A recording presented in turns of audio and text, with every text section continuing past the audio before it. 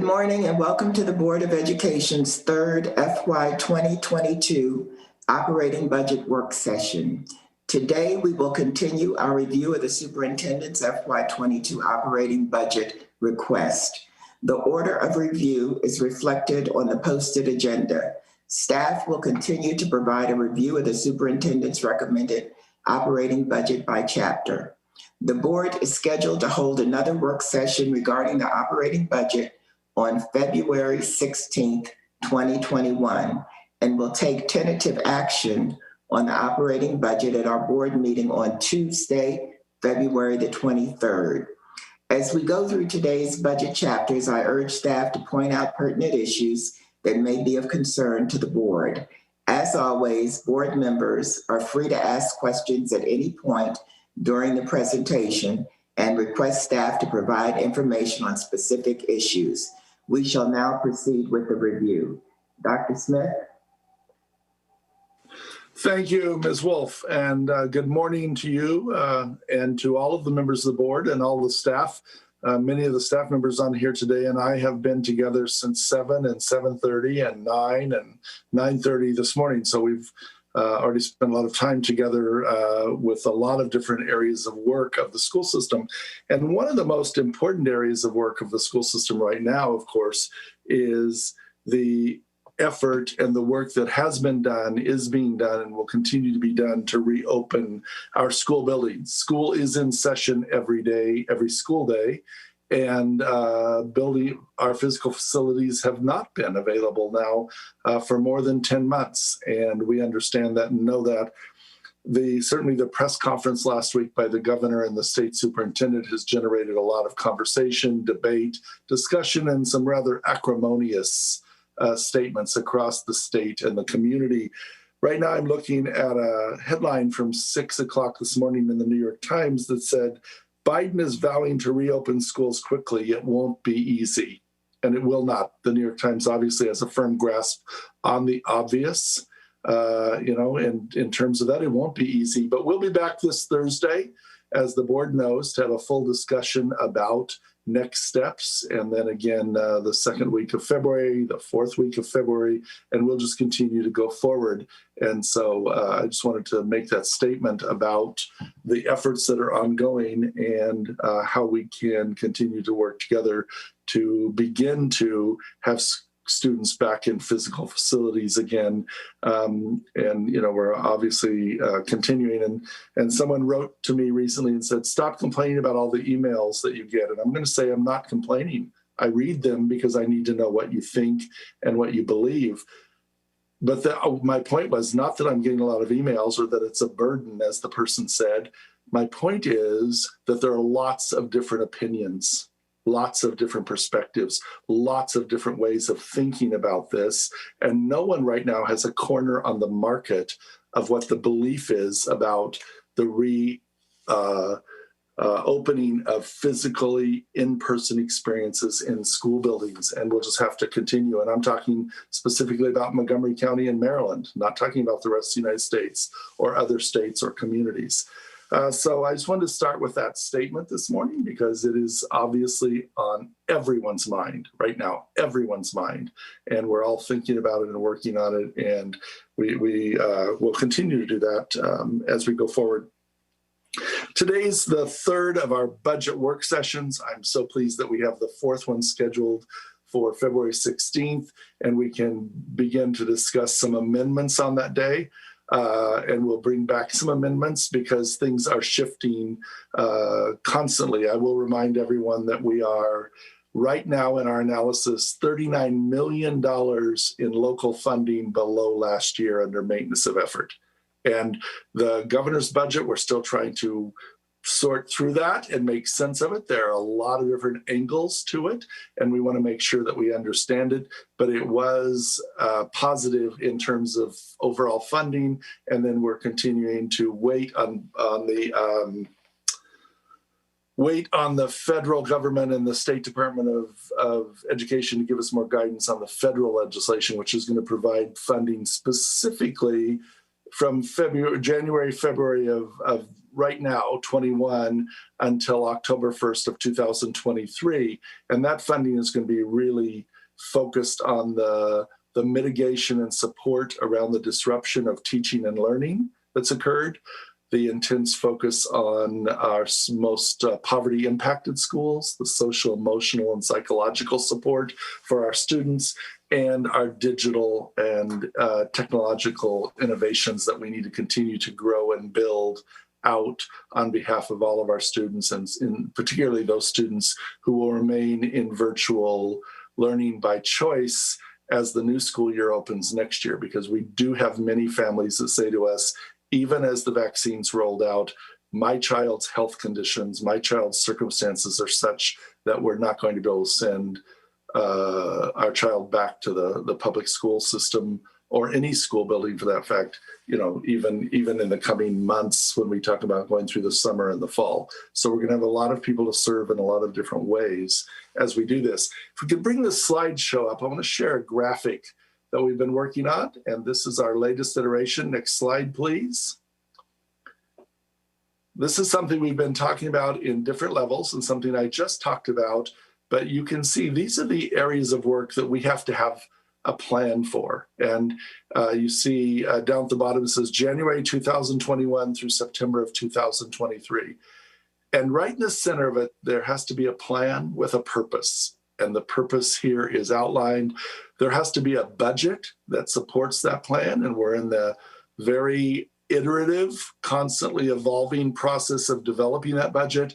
And then we've been doing the work. We'll continue to do the work. We'll do even more of it this spring, a lot of it this summer. And then over the 21-22 school year and the 22-23 school year, a tremendous amount of work will need to be done in each of these four areas. When we talk about the mitigation of learning and the disruption across schools, all of our children have been disrupted in some way, every student. And we can use summer, we can use during the school day, we can use after school, we can use Saturdays, we can use different innovations and different ways to reach our children across every school.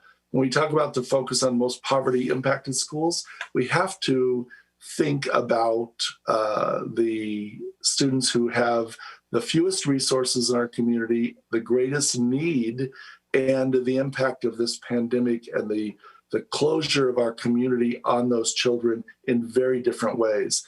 We have to think about the physical, social, and psychological well-being of our students and the preparation of the adults who work with us and for us every day on behalf of students to support the students. And so therefore, we're going to have to provide support and learning for those adults. And you see down at the bottom, it says adult learning. We're talking specifically there about our staff and how we help them. But we're also talking about family supports and how do we support the adults in each home that support children and continue to do that. We've done a lot of that and we've gotten some good feedback on it. There's more we can do. And then finally, the digital innovation and support. Part of that will have to be that digital academy I referenced a few minutes ago for children who will go forward into next school year, needing a digital or a substantially digital experience from school. And we have to build that out. But there are lots of other digital areas. How do we take what we've learned in the last 10 and a half months and what works really well, move it forward? Several of us on the staff were on with the principal leadership this morning at 7:30 for about an hour and 15 minutes talking about this very issue. And one of the things the principals reported was the tremendous increase in participation of parents in parent meetings at their secondary schools, middle and high schools, because it's digital, because it's available, because it's scheduled in ways that they can be there and still attend to their other obligations and the needs of their family and their employment, all of those things. So we've always done these things. We've always worked to support students who had disrupted learning, never at the scale and in the way we're going to have to do it in the next 2 years. We've always focused on poverty. But all of a sudden, we're going to have to do a lot more focus on poverty. We've always paid attention as a school system and in public education to the social, emotional well-being.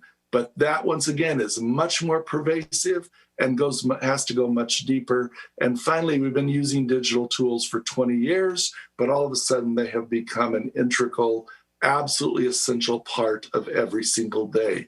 How do we build that out? So we'll be coming back to the board with about $25 to $30 million worth of amendments around these 4 areas. And when you look at those, we're going to need to spend $8 or $10 million more dollars on dealing with the learning disruption across all schools. We're going to spend, $8 or $9 million working with our most poverty-impacted schools and learning how to do this. This is what we're going to recommend to the board on February 16th. We're going to spend several million dollars in the tune of $5 or $6 million on those physical, social, and psychological supports. And then finally, the digital innovation support. Some of it's already in this budget. You'll hear a little bit about it today, but we're still going to need a few million more dollars. So we're looking at $25 to $30 million on top of the hundreds of millions of dollars we already spend in these areas. Let me say that again. We're going to need to spend more money in these areas, and we're already spending hundreds of millions of dollars in these areas. So we need to maintain our excellence as a school system for so many children, and it needs to be totally embedded with equity. We need to make sure that the adults who work for us in every area have the learning and the opportunity and the training and the social and psychological support they need, because remember, they have been isolated just as our students have been, just as you are, just as I am. I go to my office a lot. I'm there usually with one other person. And then our families need support. So all of these things are going to have to happen. And when we look at the center of this, operations, human resources, budget, and policy review are embedded in all of these. And this represents our entire staff. And we're going to have to think about, how do we support our staff? How do we provide for them whatever we can in the way of compensation, in the way of other kinds of supports that they're going to need, because the staff is the body and soul and the heart of our school system. We are utterly dependent on them to serve the children, and to a very large degree, they do a magnificent job. And so we have to think about that issue of how we support the framework of the system and every person in it. And I would just say we need to be careful, because while we often think there's the instructional side, the operational side, every day when we're in a regular school experience, bus operators teach and help students as instruction folks. And every day, the people in the cafeteria, the people in the front office support children's social, emotional well-being. And every day, our teachers, our principals, and others that are directly involved in the instruction of children have to deal with operations. They have to deal with human resources issues, operational issues, policy. It's all connected. And therefore, we have to maintain the staff we have, and we have to support them. We have to compensate them. We have to make sure they have the adult learning and training they need. It's so critical to our future and the future of every child in this school system. And as I've shared with folks over the last 2 weeks, I have a huge place in my heart now and forever for Montgomery County Public Schools. And we just have to make sure that we maintain what's here and build on it to make it ever better and ever more effective at meeting the needs of students. So I'm going to turn it over to Dr. McKnight now. She's going to be operationalizing what you see in front of you to a very large extent, and she's going to share a little bit about that, and then we'll get into each of these chapters. Dr. McKnight. Thank you, Dr. Smith, and good morning, board members. Dr. Smith just shared overall the graphic that outlines our big priority areas over the next 2 years. If you look at that graphic, it says January 2021 through September 2023. And what we know about our learning from the pandemic is that as we go back into bringing our students back into the buildings when appropriate, and we get staff prepared for that process, there will be some things that we apply that were different from what they were in the past. And we'll apply them the spring, the summer, and next year. But then we also need to consider how we will need to figure out what we're looking at as we implement these plans constantly look at the impact of what we are implementing for our students, and then most importantly, see what is happening as a result of these plans. And to really be able to gauge progress for our students, it's important for us to look at it over time so that we are being consistent in how we're monitoring whether growth is happening, not, and whether the plans that we're implementing for our students and staff in the district over the next 2 years really address the needs that have come up during the pandemic, post the pandemic, and in the future. And so this graphic was our opportunity to just lay that out, because this will be a big part of how we plan our budget and how we plan the work of the system. I will just quickly talk about the process of how we are going to go through and implement the work around this. You see the 4 areas that are outside the graphic focusing on. These are 4 areas: mitigating learning loss, focusing on poverty and impacted schools, well-being and support, and digital innovation and support. What does this look like while managing a pandemic and post-pandemic? And so those are 4 areas. If you look in the middle where we have in black plan, budget, and work, that's all about how are we going to flush out and develop a plan in each of those areas that are going to be imperative to our work moving forward. We're going to create a plan that's targeted and focused on the student and staff need in each of these areas. When we think about student and staff, we have to consider what are the student needs, and then how do we best support the staff to be able to meet those needs. Then when we think about the budget and the need, the budget is going to help us fit this into how we create the work and the need moving forward, and how we're planning for that fiscally now and in the future. And then the work and impact part really focuses on how we are intending to look at the impact of our work and create a way to evaluate the efficacy of our efforts moving forward. And this was a conversation that came up, I believe, in our last board meeting, when it's how do we figure out what the need is and what the impact is based on what we've implemented, because that tells us whether there is actually success happening for our students and our staff or not. And so that's where that impact part comes in. And so as we design our board meetings moving forward, these are the areas that we will continue to talk about as we bring forward the work and the content of the system. What's the plan? How are we implementing? How are we making sure we're meeting the fiscal responsibility of that plan and planning now and then in the future? And most importantly, what is the impact of our work? Because that's what's going to tell us that we should continue what we're doing, either start something different, move in a different direction, or so on and so forth. And so those are the 3 areas that will drive exactly how we do our work. If you look at the area in red outside, operations, human resources, budget, and policy review, we want to continue to maintain excellence in MCPS operational areas and yet still be able to provide a critical and appropriate support in each of those areas. I'll take operations for example. Recently in our strategic planning meeting with the board, there was discussion around operations and how, a big part of operations previously before the pandemic, fit into areas that we knew, like, building construction, buses. Well, now technology represents an additional area of operation that existed in our system before, but in the way we rely on operation of the system now during the pandemic and post will be different. So we want to make sure, again, we look at the success that we've had in each of these areas. You've also heard presentations from Human Resources this year on how they have, engaged many in the work of reimagining how do we continue to build on human resources. They've also learned a lot about how they approach their work through this pandemic. And so those are parts that we want to continue to come back to and make sure that we're implementing in a meaningful way for our future. I also want to talk a little bit about the process of how we will do this. We will always continue to make sure we elevate a focus on equity and evaluating our decisions. That's been a component in MCPS that has been here in our past and will continue to be here in the future. And so as we think about equity, that does call upon us to think about what are the needs for every single student in the system, whether it is a student who had been being very successful academically, and for those who may not have been making as much progress as we desire. But what is it that each of those students need to move forward in the spirit of excellence and equity in MCPS? And that has to undergird, as Dr. Smith said, all of the decisions that we're making in those plans, as well as the adult learning for our staff.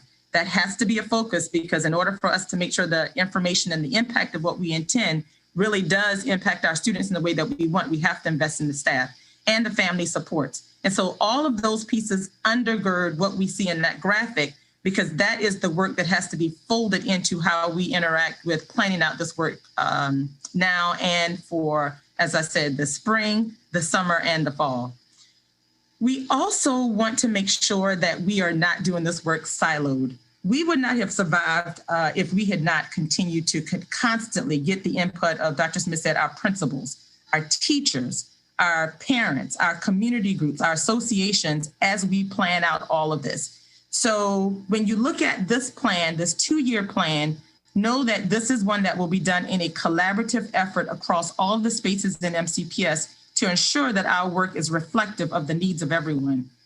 We've learned some significant lessons during the pandemic, as I said, and how vital effective collaboration, communication, and coordination of the work is to ensure that a plan is successful. So we're going to be collaborating with students, staff, the associations, community members, our parents, different organization leaders in designing, implementing, and evaluating our plans throughout the process, as this is truly the work that does make an impact in all parts of our community.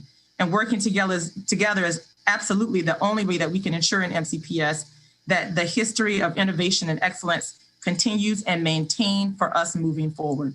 And so we look forward to coming and bringing the progress on these plans to our board throughout the spring, leading up to the summer, throughout the summer planning for the fall, so that we're focusing on these areas of how the planning is going, how we are planning for the budget needs of it, and most importantly, as we implement these plans, what's the impact that is happening?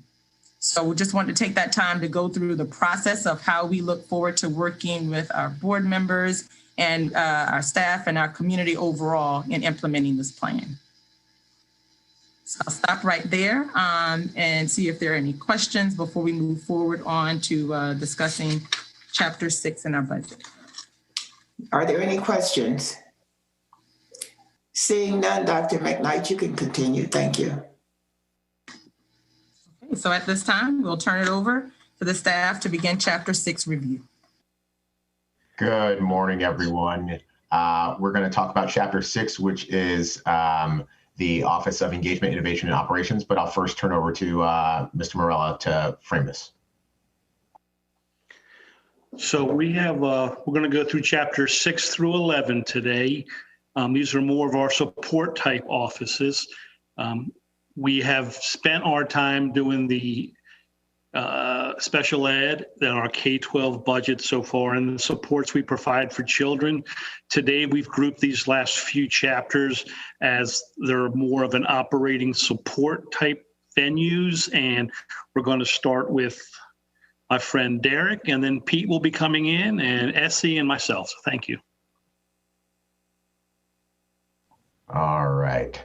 So this is the budget for the office that was newly created last year as part of the restructuring, engagement, innovation, and operations, which includes the operations, technology and innovation, communications, and business partnerships. What you're seeing in front of you is the budget for the overarching office and the communications, business partnerships, and the instructional television budgets. You'll see technology and innovation in a coming slide and operations in a standalone slide as well.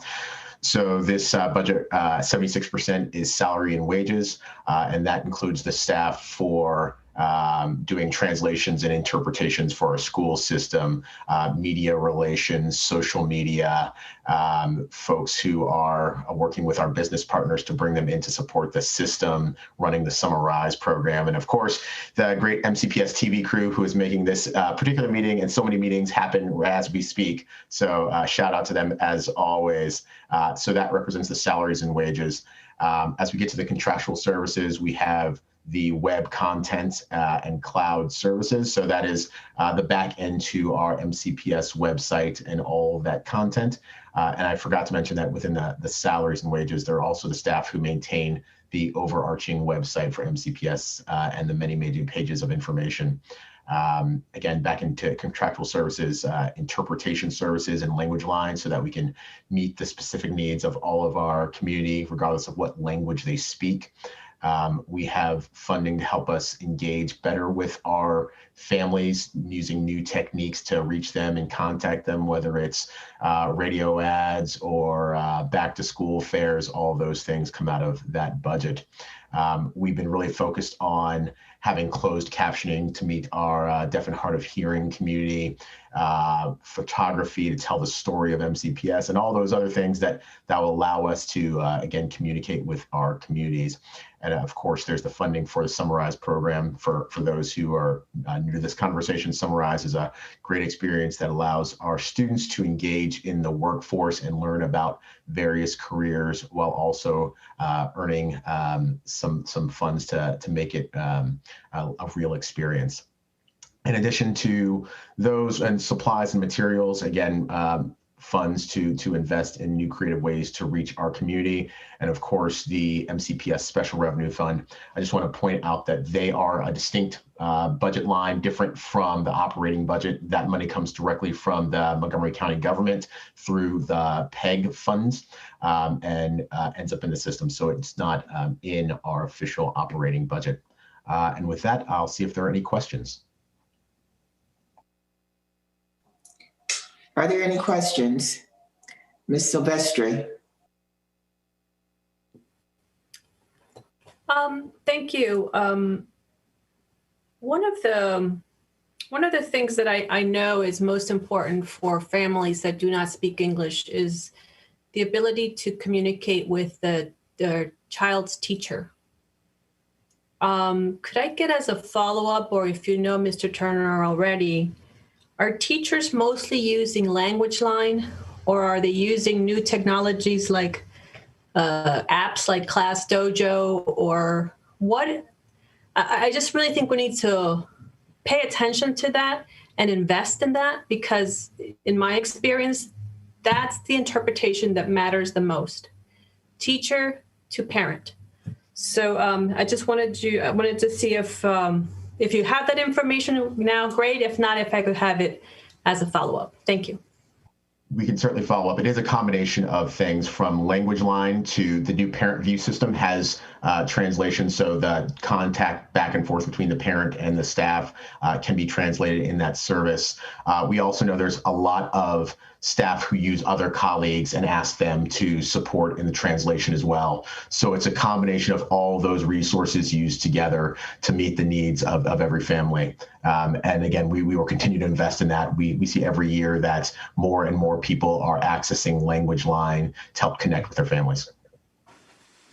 Mr. Turner, do we have any numbers on the percentage or the number of parents at different levels, elementary, middle, and high school, that are using the Parent View in languages other than English?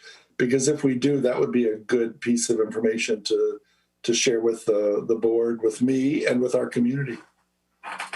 We can certainly follow up.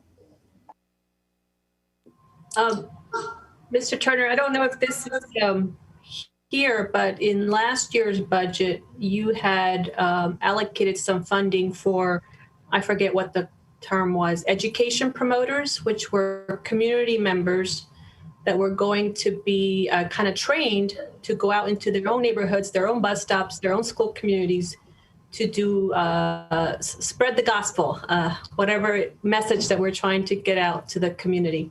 I don't see that in this year's budget, and I wanted to ask what the plans are for that initiative, which I think is very, very valuable.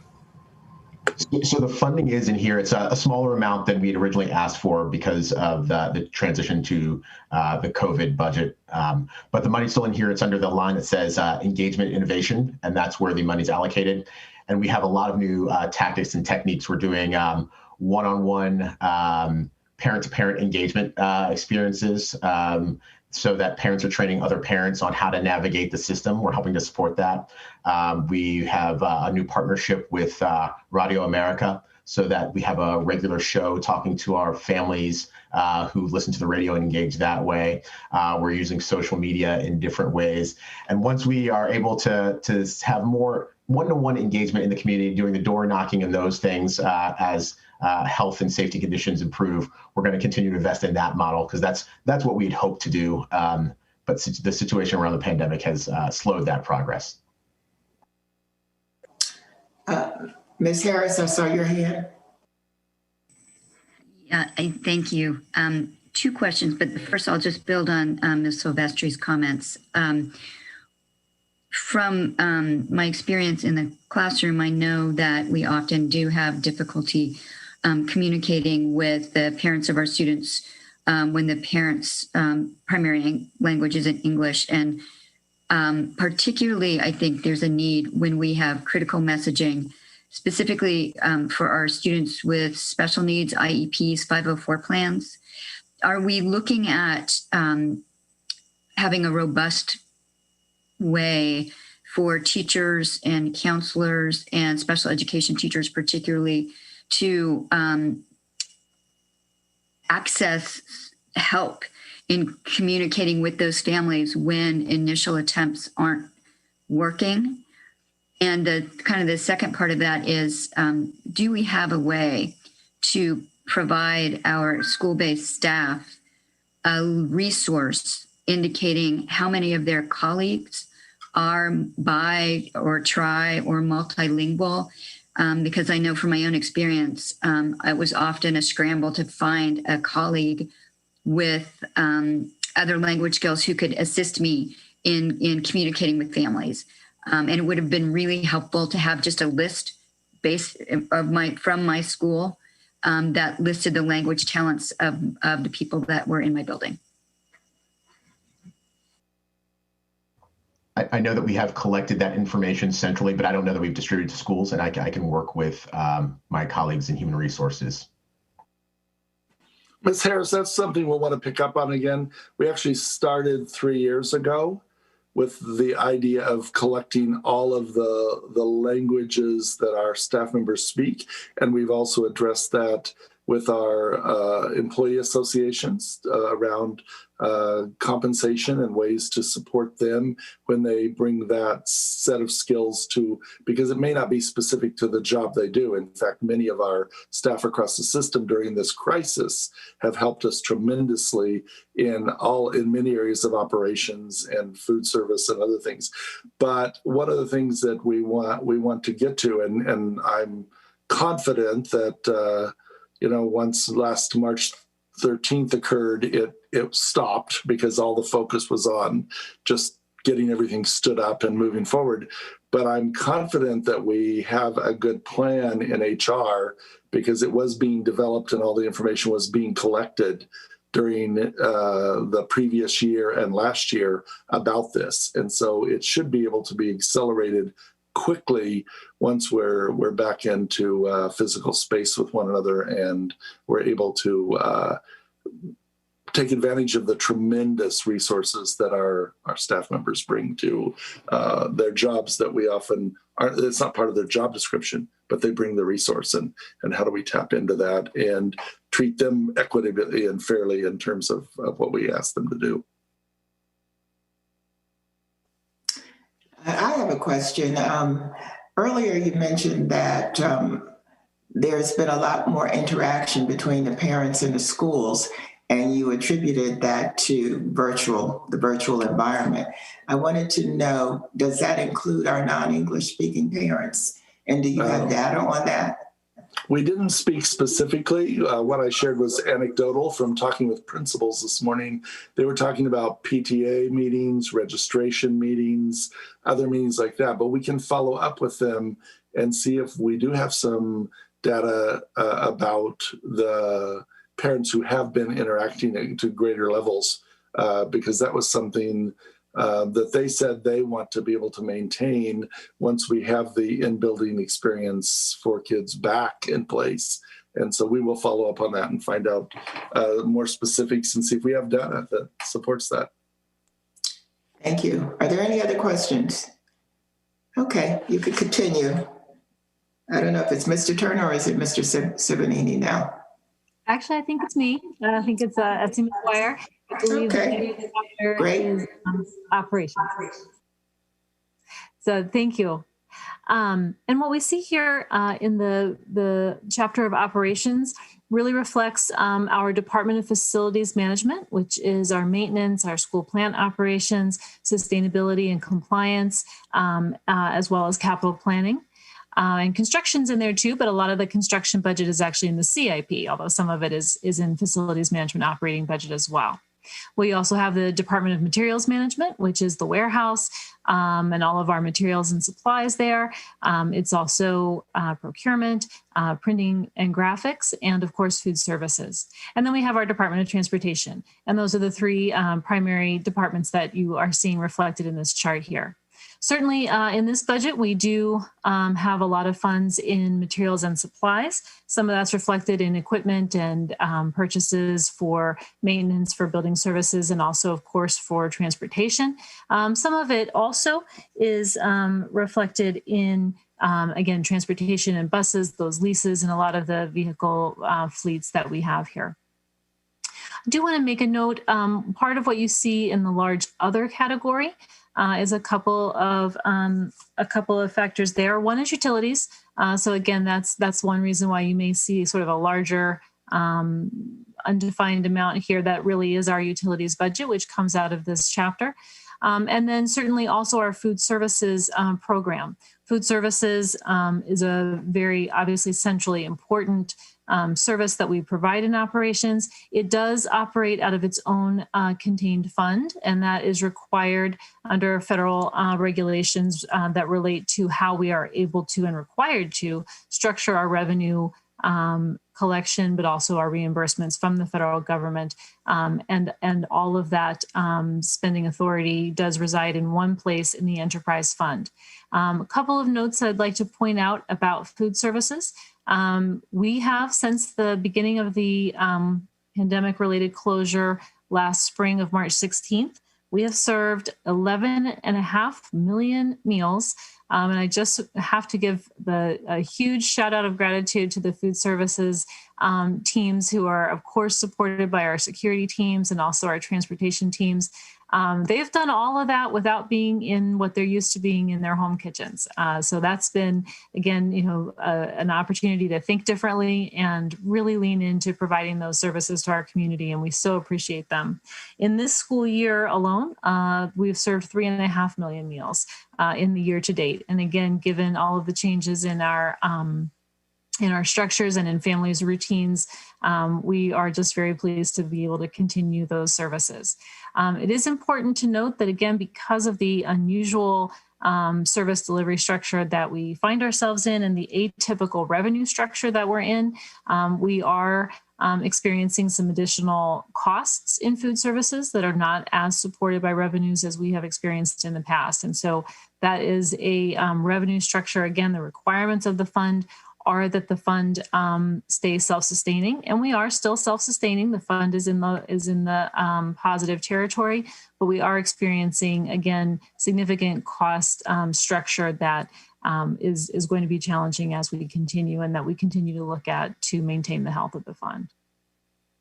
If we can go to the next slide.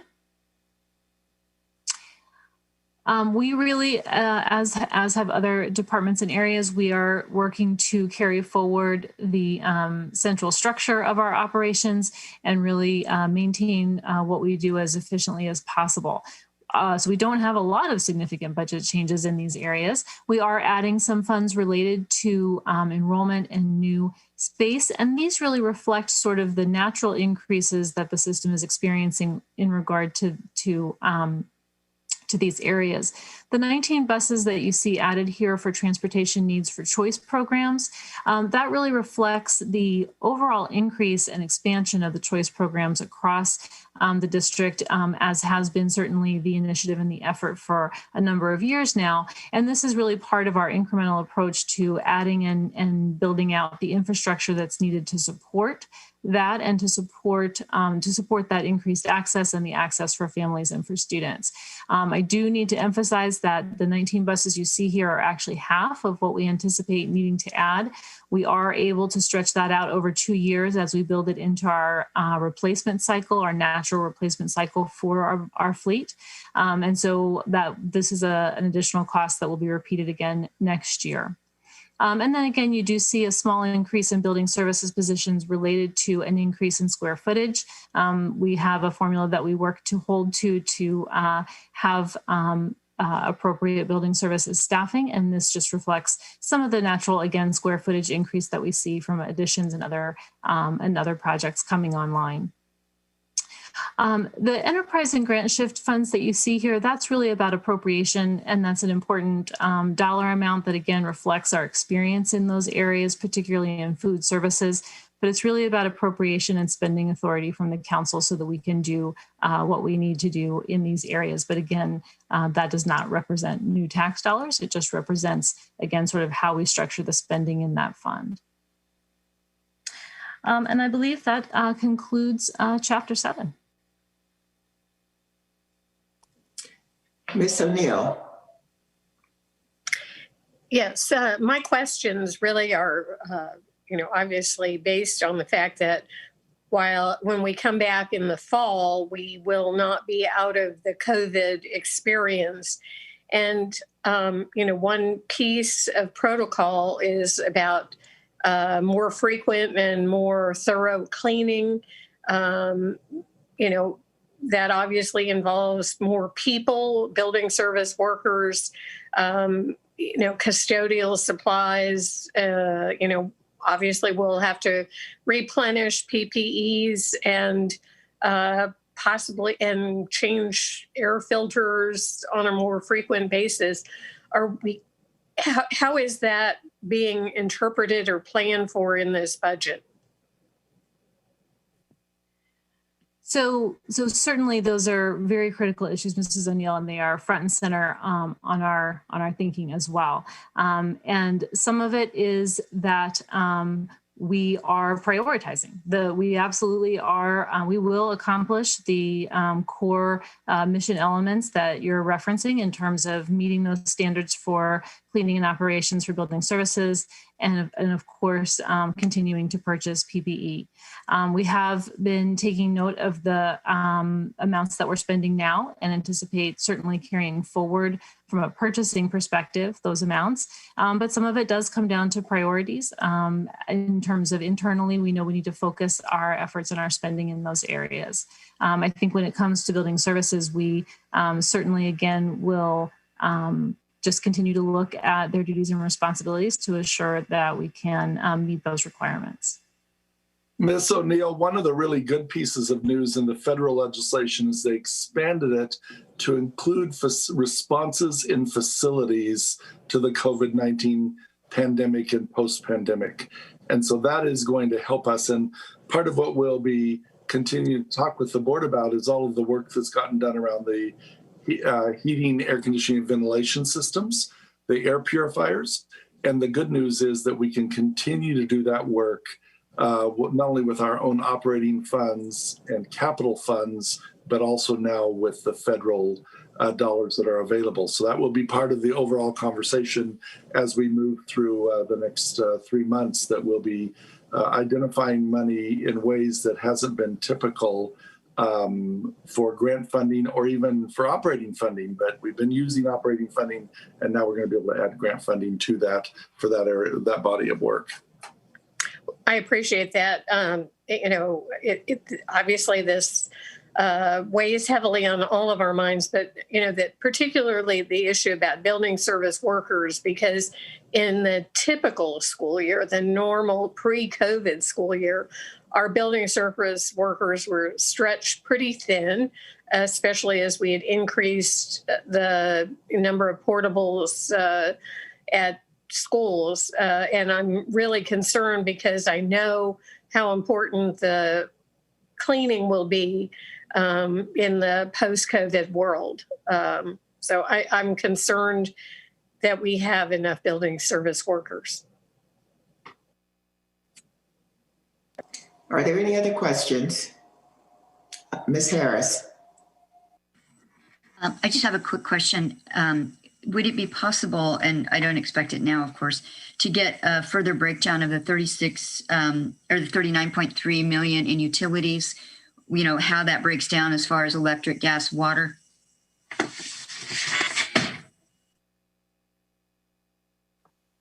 Yeah, we'll be able to provide that for you, yes.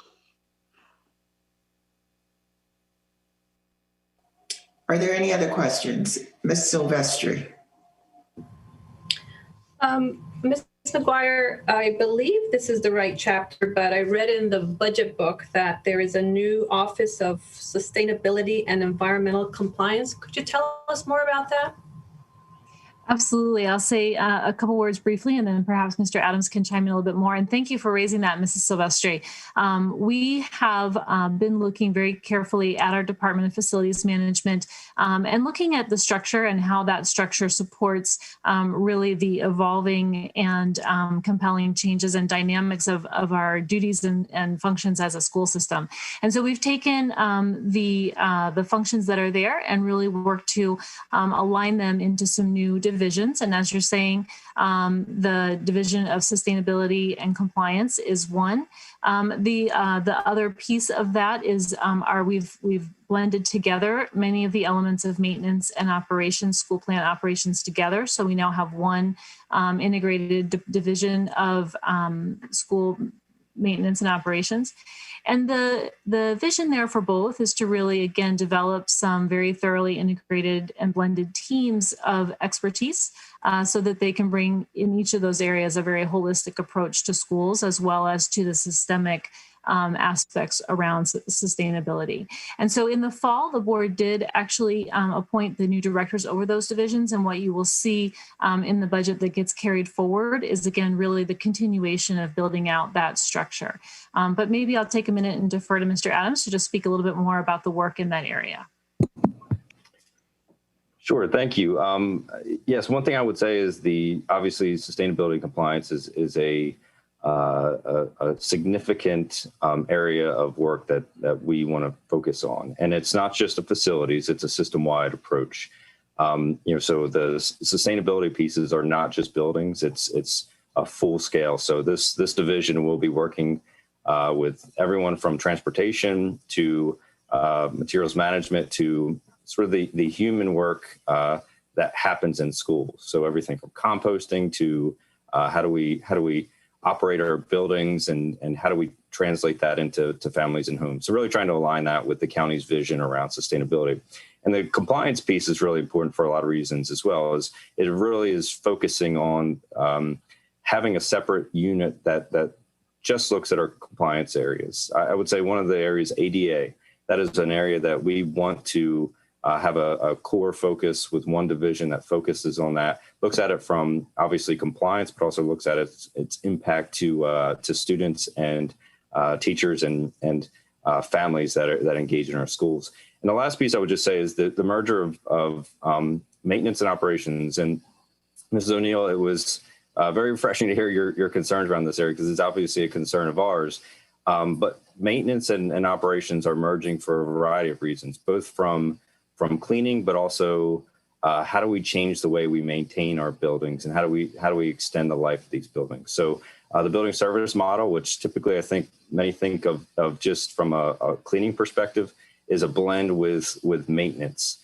So that work is changing, it's transitioning, and we look to have a much greater focus and an attention to detail and a partnership with our schools as we move forward. So I just have to comment on this. I see several faces on here, and I want to call them out. Ms. McGuire, Mr. Adams, Ms. Dawson, Mr. Chevanini. We've always had a very traditional system in these areas and very innovative, lots of times, especially pre-Great Recession, in technology applications. But each of these individuals, plus literally hundreds of others, have really brought some innovation and some different ways of thinking about facilities, about equipment, about materials, about the management of all of this to have a very high level of service orientation. And I can't say enough positive about the work they've done, the way they've restructured. I truly believe going forward it's going to be a more equitable system, but also an excellent system in ways that we haven't imagined in the past because the world has changed so much in the last 20 years. And they've stepped up to that challenge and seen that change, and they're planning and doing the work to meet that challenge and create opportunity instead of just solving problems. So I've got to say how how thoroughly I've been impressed, certainly in the pandemic, but much more important about the work that's been done in spite of the pandemic and going forward. Are there any other questions? Ms. Harris? Yeah, I want to echo what Dr. Smith just said. I really appreciate the focus on integrating services. And Seth, this I think goes to you. You mentioned that there's a specific area of your department that is focusing on the ADA compliance issues. And my question goes to, I know for our new buildings and our recently renovated buildings, you know, ADA compliance is sort of state of the art. It's the way we do business. But some of our buildings, our older buildings, we're sort of ADA compliant in name only, but how that actually works for the students and the staff in those buildings that need that, those building modifications to actually navigate our schools effectively and efficiently is kind of difficult. Are we working with those older schools to talk with the students and the staff who need those accommodations to figure out how in real their actual experience is of our ADA compliance, and thinking about how pragmatically we can improve their ability to navigate our schools, especially, as I said, the older schools where these ADA compliance issues are retrofits? And that is a great question, and exactly the purpose of creating this separate unit. One of the areas that you talk about that is significant is we may meet the ADA general rules as it's outlined by the Department of Justice. However, we know that there's still barriers that students experience every day in their buildings that that is very impactful. So for us, it's very important to identify those and start to figure out ways to remove those barriers. And there's going to be a variety of ways to do that. Everything from building work to even the way we do our business on a day-to-day basis. One school I would point out, Wooten High School, one where we have a tremendous amount of advocacy from some of the student groups. We're working with the principalship to look to change the location of special education. Mr. Watkins has been involved in changing the way we look at the transportation, and that's just one example. But that is the work that we intend to carry out through this newly created division. Are there any other questions? Thank you. You can continue.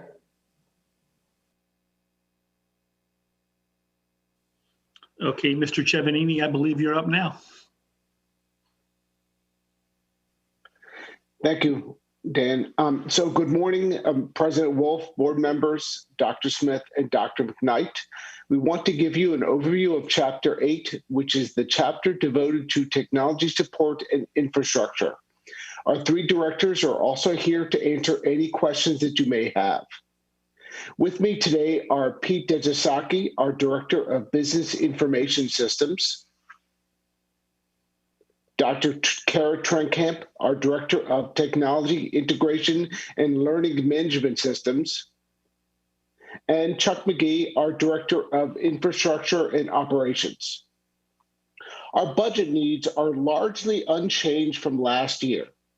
As you can see, most of our funding consists of salaries of our teams who keep our devices, software, and systems running smoothly, and contractual services, which include systems renewal and maintenance, from our financial systems to our email systems to our learning management systems. So that's really what the bulk of our funding goes to.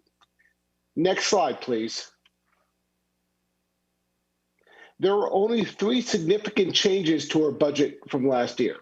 The first is the changing scope of two positions. As our systems are improved, so for example, we launched our financial management system in the fall, our goal is to rely less on outside consultants, which cost a premium to our system, and more on internal employee skills. The second is that currently the content filtering of our devices spans 3 different solutions, one for Chromebooks, one for PC-based devices, and one for Apple-based devices. We are realigning funds to use one comprehensive solution called iBoss. The goal is a more efficient, seamless filtering system that we can implement when something happens immediately.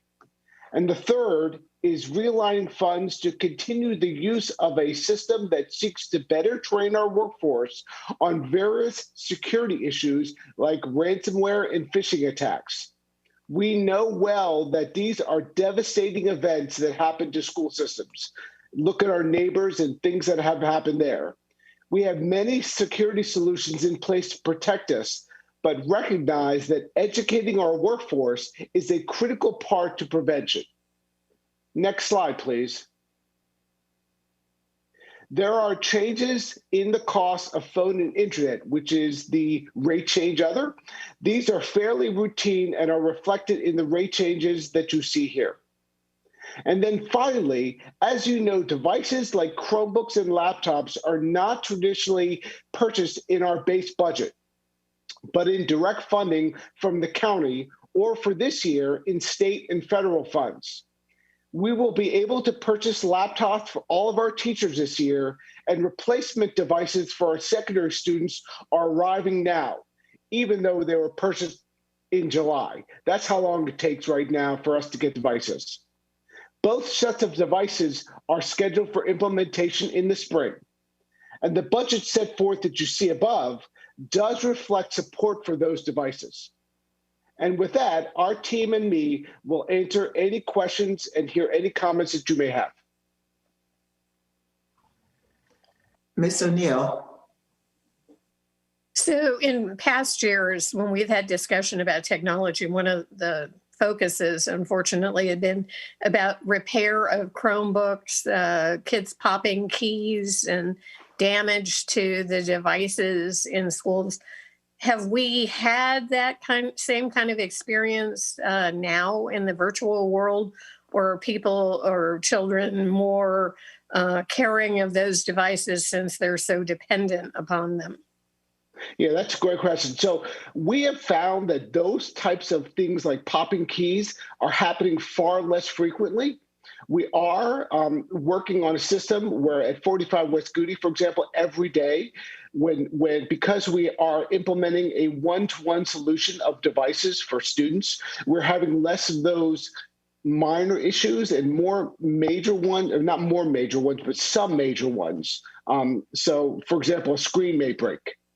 Those things can be replaced and repaired at 45 West Goody, so a community member can bring that device in and repair it.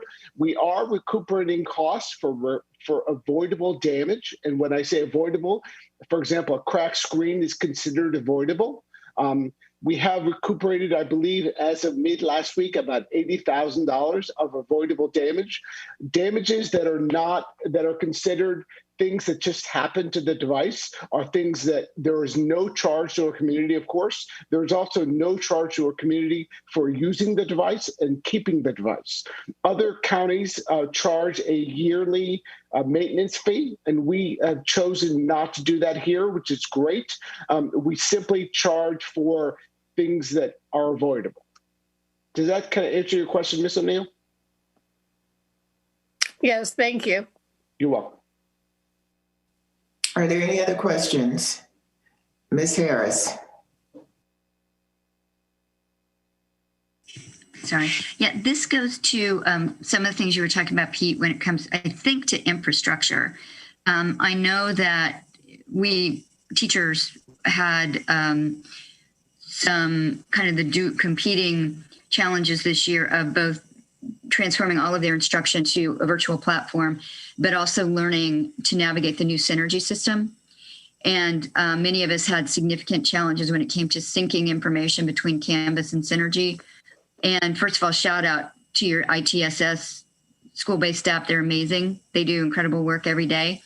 But a lot of the and I hear from teachers frequently that some of the challenges, which become more aggravating as we approach deadlines for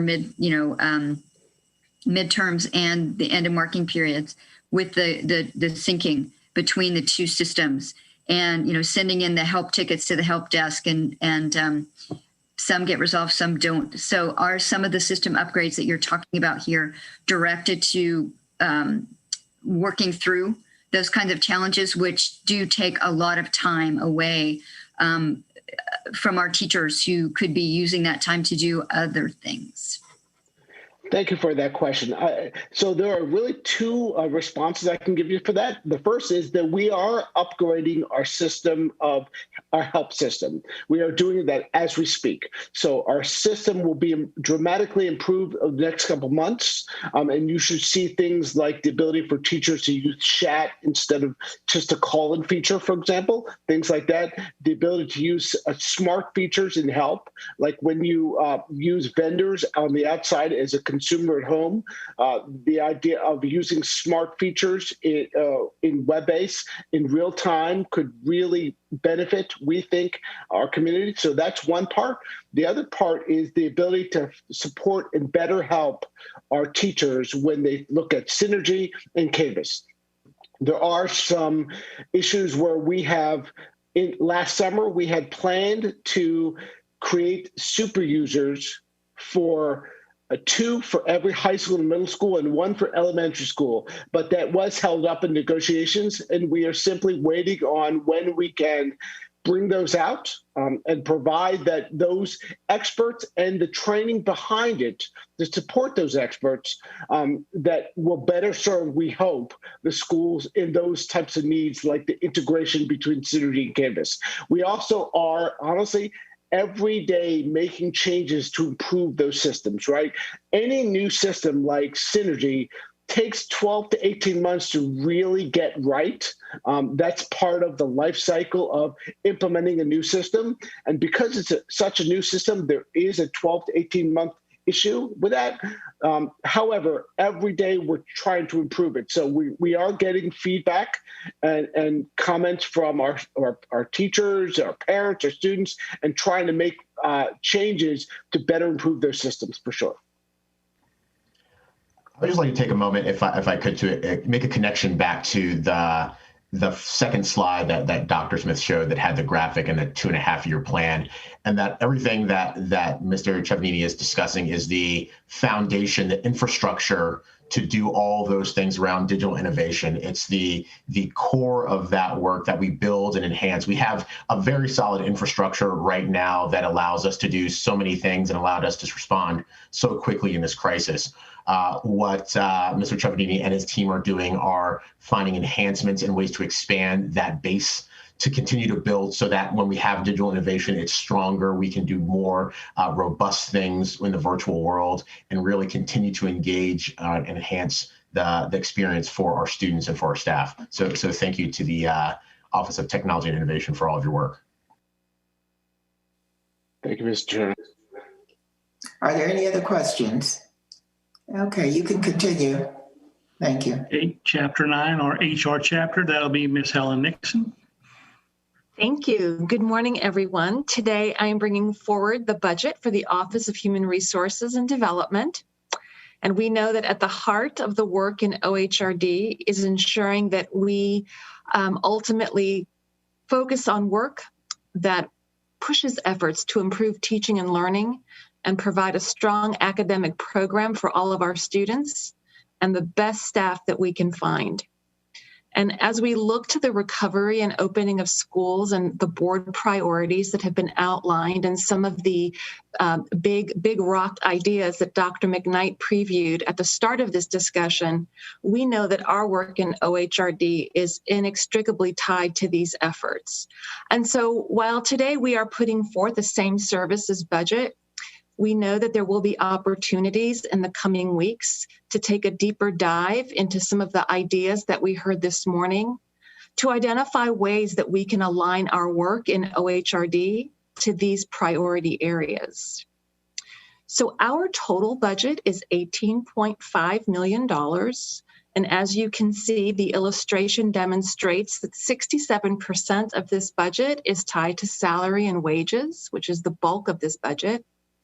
And the remaining 33% of our budget is tied to contractual services, supplies, materials, and under contractual services, that includes work that's done around job classification studies, contractual maintenance, advertising, the variety of ways in which we put the MCPS brand out there for our recruiting purposes, certainly supplies and materials, and under other, we have our tuition reimbursement, dues, registrations, and fees, and other program costs that we put forward under our initiatives for promoting workforce diversity. So this is a high-level snapshot of the OHRD budget, knowing that there may be opportunity for other realignments in the near future. But we are certainly open to any questions that you might have about what you see today.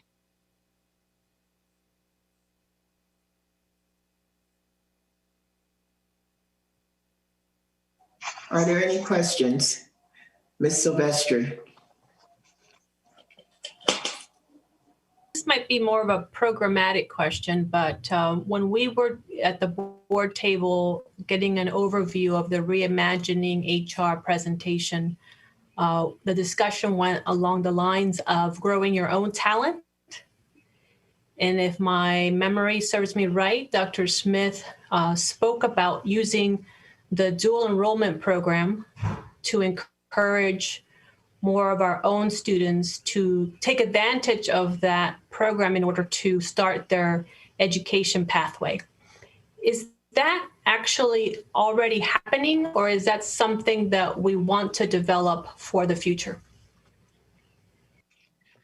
So there are programs in some of our high schools that currently have kind of future educators. I don't know, Dr. Wilson, did you want to speak to some of their programmatic initiatives as well?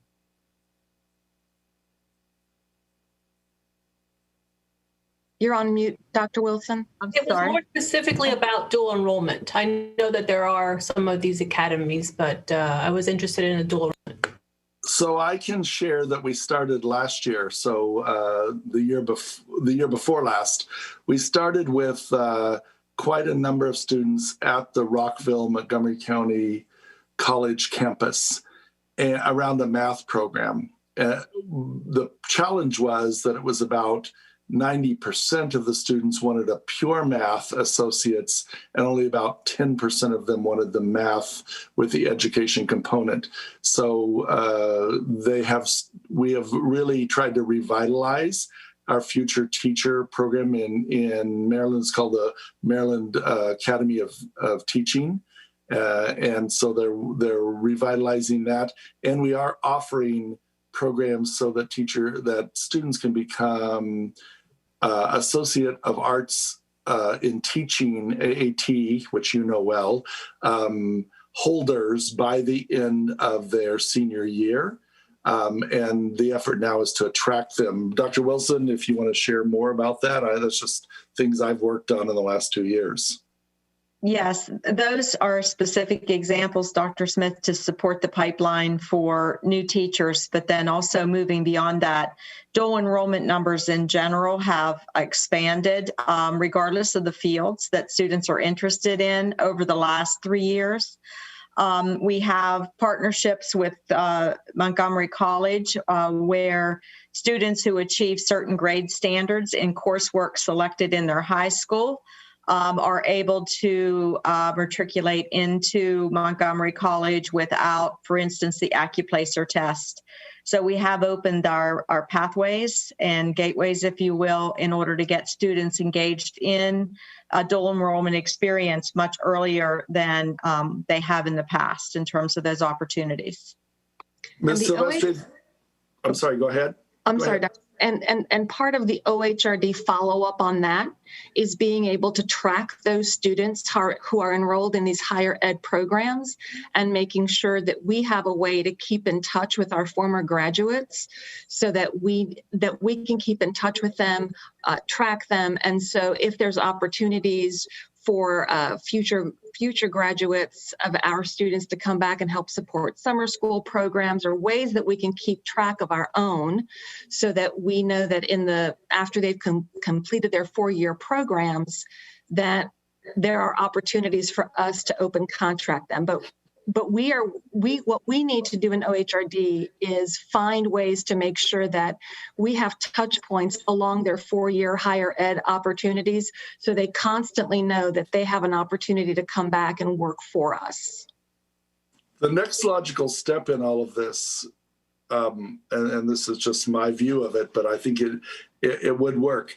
If you just offer a scholarship to a student who's going off to any USM system school, any private school in Maryland or anywhere in the country, then you have a very low return on investment, because they may go off and choose a different major. They may go off and meet someone special and stay in that other state or that other community, even if they become an educator. The next logical step for us, given the number of students who are now engaging in dual enrollment and completing that Associate of Arts degree by the end of the 12th grade, is to offer scholarships to students who want to stay at USG and then commit to work for Montgomery County Public Schools for a certain amount of time once they finish. Because when they finish with an Associate of Arts degree right here in our community as a senior, and then they agree to stay in USG, and then they agree to stay and work for Montgomery County Public Schools as a classroom teacher, as a teacher in one of the therapy areas, as a CTE instructor, it doesn't matter. But if they will do one of those things, and let's say that we give them a full scholarship at USG to go to Towson or College Park or one of the education teacher preparation programs, and then they have to work for us for 3 years or pay that money back, then they're likely to stay in the community long term. And that gives you a much higher return on investment. That's the next logical step, just like we're doing the same thing for our support professionals right now across the system. I was walking through a school building last year before the pandemic, and a gentleman grabbed my arm and said, "Hey, Dr. Smith, a couple of years ago, you guys started this program, and I went from working as a bus assistant, and now I'm a paraeducator, and in 1.5 years, I will complete my teaching credential." And that's what we want to do, is build that out. We can do the same thing for our students exactly if we add that next component. And we've been investigating models of residency programs, and our Director of Certification and Staffing has been working with higher ed partners on specialized programs like the Call Me Mister program that was started at Clemson University. So we are looking at ways to kind of grow those programs, yes. I can't emphasize enough how important it will be to develop that next step, Dr. Smith. I think it's the game changer that we need to really turn the tide on growing our own talent for MCPS. Absolutely. We have 1 million people in Montgomery County. There is no reason we cannot grow the vast majority of our educators, whether as they start as paraeducators, as bus operators, and then choose to move into being a teacher leader, a principal, a superintendent. That's going to be the secret in the future. And that group of people will more represent the diversity of our community than any group of people we could recruit across the country. Are there any other questions? Ms. Harris. I just have a quick question, Ms. Nixon, about under item 2, contractual services, the grant on research for better teaching, School for Teaching and Leading. Can you talk just a bit about what that is? So Dr. Stanislaus, can you speak to the RBT work and the way that it supports the professional growth system? Absolutely. Good morning, everyone. So through the Research for Better Teaching, our Department of Skillful Teaching and Leading, they conduct trainings in order to prepare our leaders to do formalized observations. through observing and analyzing teaching courses 1 and 2, and also skillful teaching and leading for all teachers who want to engage in that work. What it does is it just gives us a lens or common language around teaching and learning as it's aligned to our teaching standards. And it allows for leaders to provide ongoing feedback in the form of formal, informal, written, and otherwise, to grow the capacity and continue to build the capacity of our teachers in order to ensure that our teachers are best serving the students in their classes. So does that go to, when I was teaching, I had colleagues comment at how powerful they found a professional development opportunity that was all around skillful teaching. Mm-hmm. Yeah. But that professional development opportunity was no longer as robustly available. So is this grant helping to make that professional development more widely available so more teachers can take advantage of it? Because I never heard a teacher say anything other than that it was a remarkable opportunity. Thank you very much. Yes, over the years, at one point we were able to offer more courses and more sections of this. Now we're starting to build back up using this grant funding. Obviously, we would like to cast the net a little wider to ensure that we reach more teachers. We do have waiting lists at times for these courses because of just what you said, Ms. Harris, that they are very popular. The training is very good, and teachers do feel like it makes a difference in their classes. So currently we are building onto the types of courses that we can offer or the number of those courses, but certainly casting a net a little wider would be amazing for the system, for our department. It'd be great. May I comment in just a moment here?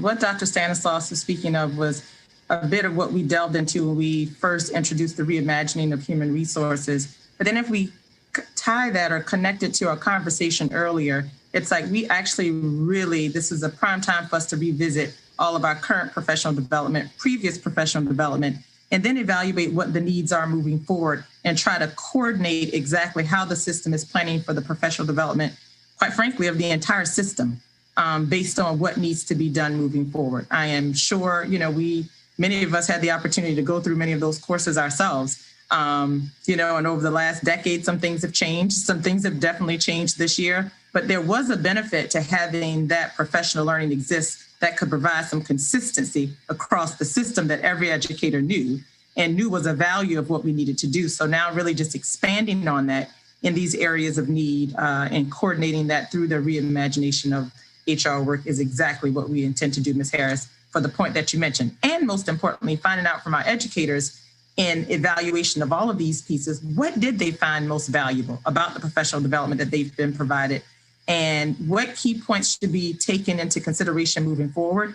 And what do we need that doesn't currently exist? And they're the best to tell us that, being that they're given the experiences on the ground directly. Are there any other questions? Okay, seeing none, do you want to continue?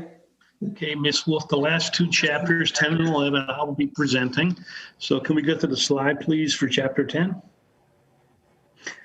So chapter 10, what we've done here, chapter 10 is the area where we're capturing all of our contributions for benefits, the employer side of contributions for benefits. So while you see here, the chapter has $592 million, the vast majority of it is mandatory payments for benefits.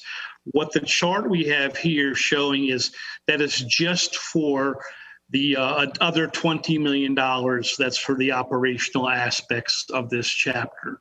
So if we start with the salaries and wages, it's $16.1 million, and that includes the salaries for the Office of Finance, for the Chief of Staff's office, as well as our security team. That's $9.8 million. And then the other 5.7 below is similar to what Essie described earlier. It's funding authority. It's authority for us to spend dollars on salaries and wages as we get additional grants in that are unanticipated, so that we don't have to go back and follow the entire appropriations process. We receive these resources every year in approximately $10 million, so that we can go ahead and report we have a new grant opportunity, we report it to the council, and we're able to spend it. So, and then the other salaries are just our TPTs. The contractual services, we have two items here. The first item is, once again, that budget authority, so that if we get that grant opportunity, we can also use some of those resources for contracts if need be. And then we have the safety and security contracts. Those primarily are our cameras and our software and our monitoring equipment. Is there anything you want to add to that, Ms. Stratman, or is that?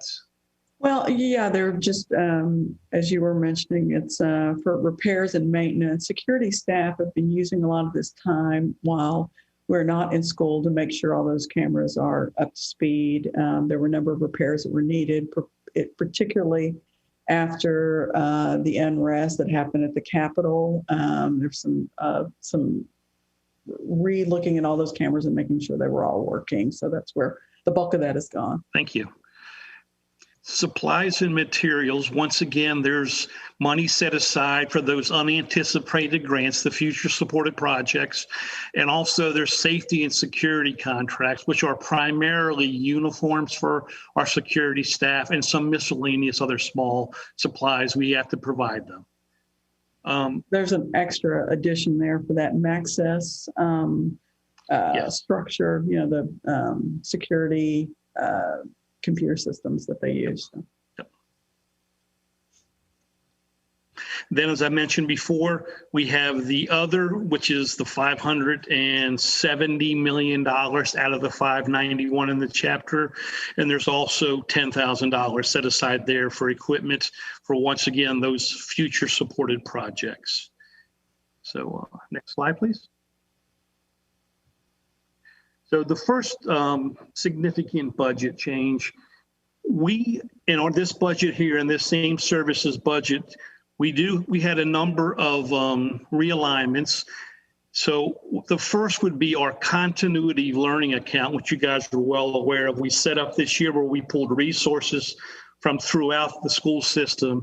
Some of those resources related back to teachers and paraeducators and staff. That was about 100 total FTE, 65 FTE worth were teachers, which were putting these resources back into the schools and outside of this continuity of learning account. And we're also bringing on additional staff in our special education department. What this $2.2 million represents is the benefits portion of those employees' compensation packages. So when we bring on the staff, the salaries show up in the appropriate chapters, but all benefits show up except for benefits within grants in Chapter 10. So this is just the impact of bringing those people on board. The second shift is with the blueprint for Maryland's future funds now no longer officially on a grant for us in fiscal year 22. We are able to pay the benefits on that Kerwin grant for the employees we had working under the circumstances of that grant. Since the grant is no longer in 2022 available to us as it was before, we need to pay those benefits out of our operating budget. And once again, these benefits show up in Chapter 10. The realignments, Karen, would you like to talk about the first one? The first realignment, thanks, Dan. The first realignment was moving the supporting services, TPT, part-time salaries, over to permanent positions, which included 2 permanent nighttime patrols and a half-time position to monitor around electronic detection, basically somebody to watch the electronic detection cameras. So it was just moving those from part-time status over to full-time status. And then the last realignment is a half an FTE, which with the new financial system, the new budget system, the processing of getting ready to implement, putting the requirements together for the new HR system, there's a half an FTE budgeted here to help support both formulation and execution of the new system. That a large part of that work is going to be accomplished through my organization, whereas we had, and we all miss her dearly, Debbie Camp retire. I'm replacing Debbie with an individual who has more of the operational experience and not implementation experience. But this is just a half an FTE that we have realigned internally in case I need staff beyond the Debbie Camp replacement so that we can continue to provide financial reports with the highest level of data integrity and timeliness. So that's the end of chapter 10. We can go ahead and answer questions now, or I can go through chapter 11 quickly, and we can answer questions for both, Ms. Wolf. I have one question, Dan. With regard to cameras, do we have any information on whether or not we have been able to install cameras, particularly at our elementary schools in the back where the students have to walk out from the main building to the portables? I don't specifically know the answer, and I apologize, Ms. Wolf. I know that need exists, but I will reach out and get you the answer unless somebody else on this call can help out. No, that's right, Dan. We can send an updated report of what's been done over the last year in the camera installations and areas of continued need. Okay. Thank you. Ms. O'Neill? My question also is related to cameras. Every year, both in the CIP testimony and the operating budget testimony, we hear the need for more cameras. And, it is concerning in the elementary schools, the need for cameras, particularly in those back areas. But when we met with the MCCPTA leaders in December, we also heard a request for cameras on the athletic fields. And I think overall, we might benefit from an overall arching review of our cameras as they exist now and, proactively what we should be building toward. And I know, we look at individual buildings as we do renovations or work, but it is something that parents repeatedly speak to, asking for cameras. Yes, I will make sure that all that information is included. And I think that's a great idea to take a look at a plan, update a plan, and make sure that we have goals we can set forward and move forward with. So we'll reach out to Mr. Clark after this meeting and get you the information you need. Thank you.